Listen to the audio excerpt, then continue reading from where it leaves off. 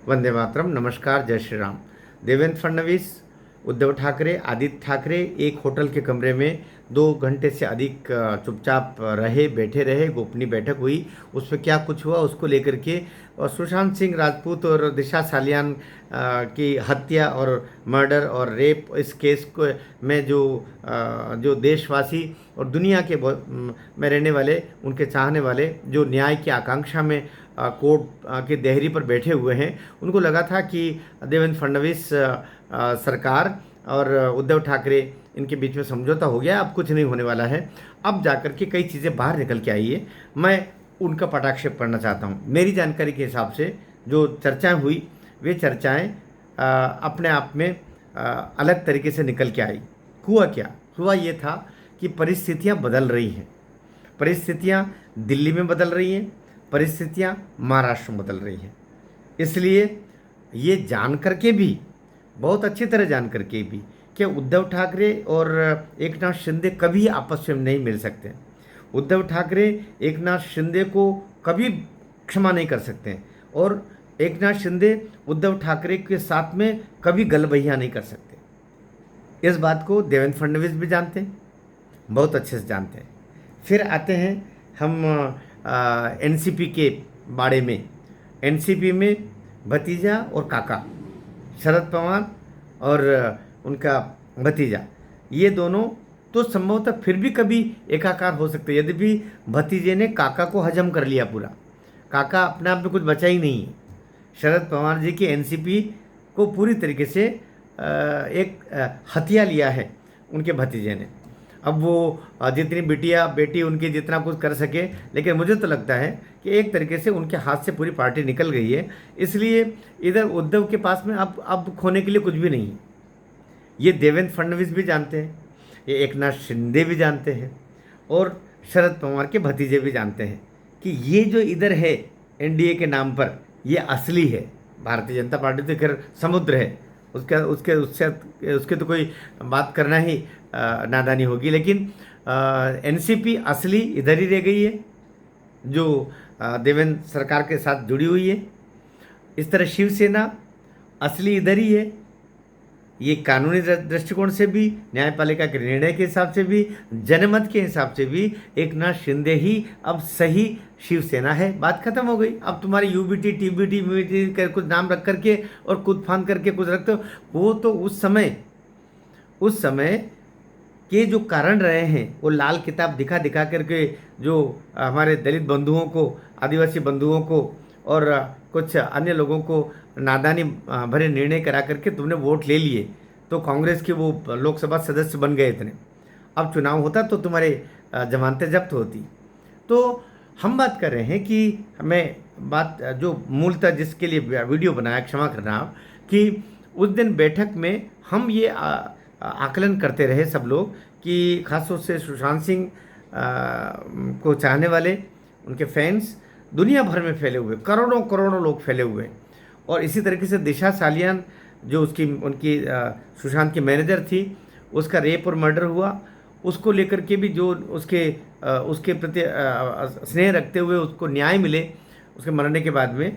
और जिस तरीके से सतीश सालियान ने कोर्ट में रखा कि मेरी बेटी की हत्या की है और रेप हुआ है, और उसका जो आरोपी और हत्यारा और कोई नहीं आदित्य ठाकरे है, उसको गिरफ्तार करें, और उसका गिरफ्तारी में उसका नार्को टेस्ट हो, और उसको साथ में जो उससे जुड़े हुए जो बाकी हैं बहुत सारे, रोहन राय और वो सूरज और बहुत सारे नाम हैं, उन सब की भी इनको टांगा जाए, ये आशा, इस आशय से एफआईआर है। एफआईआर माननीय उच्च न्यायालय ने उसको स्वीकार की है, उस पर 3-3, 4-4 हीयरिंग हो गई है, डायरेक्शंस मिले हुए हैं, अर्थात केस अपने जड़ें जमा चुका है। और हाईकोर्ट के मामले में सदैव ये ध्यान रखिएगा कि हाईकोर्ट अगर संज्ञान ले रहा है, उसने पिटिशन स्वीकार की है, तो कोई दम होता है तभी स्वीकार करते हैं, नहीं तो वो पहले झटके में उसको उड़ा देते हैं। तो जितने सबूत और जितने साक्ष्य नीलेश ओझा जी के द्वारा सतीश सालियान के वकील के रूप में रखे गए हैं, वो मोर देन सेटिस्फैक्शन है। तो मोर देन सेटिस्फैक्ट्री होने के कारण से अब वो केस तो एक्सेप्ट हो गया, डायरेक्शंस भी हो गए, ये बात अलग है कि देवेंद्र फडणवीस सरकार ने वो स्वीकार नहीं किया। अब हम मुद्दे पर आते हैं। देवेंद्र फडणवीस सरकार अब तक बचाने का प्रयास करती रही, लेकिन उस दिन केवल इसी बात पर बात हुई कि अब और आगे बचाना संभव नहीं होगा। अब कोर्ट जैसा डायरेक्शंस देगा उस तरीके से बचाने के लिए हम विवश रहेंगे और करने के लिए विवश रहेंगे। ये कहने के लिए और साथ में ये भी कहने के लिए हमें बुरा मत समझना। हमारी तरफ से तुम्हारा जितना सहयोग अब तक बन पड़ा वो हमने किया है, लेकिन आगे अब सहयोग नहीं करेंगे, क्योंकि यही डायरेक्शंस अमित शाह जी की तरफ से देवेंद्र फडणवीस को मिला। देवेंद्र फडणवीस अपने मन से नहीं, वो भी किसी के ऊपर के निर्देश से ही वहाँ पर गए, क्योंकि नेता मूलतः जनमत के साथ में चलता है और जनमत पूरी तरीके से उद्धव ठाकरे के खिलाफ, यूबीटी के खिलाफ, आदित्य ठाकरे के खिलाफ, चूंकि उनके खिलाफ है इसलिए जो उनके साथ में होगा वो भी खलनायक बन जाएगा। जैसे उद्धव ठाकरे के साथ में अभी राज ठाकरे गए, राज ठाकरे की जो प्रतिष्ठा और उनकी जो थोड़ी बहुत बची थी वो भी कचरा हो गया पूरा, मराठी खेल खत्म हो गया पूरा। और अभी की हालत में वो उद्धव ठाकरे और राज ठाकरे ये सब मिलकर के भी 0 से 0 मिला तो 0 ही होगा, 1 नहीं होगा। तो वो अवस्था है। इस बात को देवेंद्र फडणवीस ने इस घटना के बाद अच्छे से जान लिया कि उद्धव ठाकरे को साथ में लेना तो दूर, उद्धव ठाकरे के हम नज़दीक भी गए तो जनता हमारे पर थू कर देगी।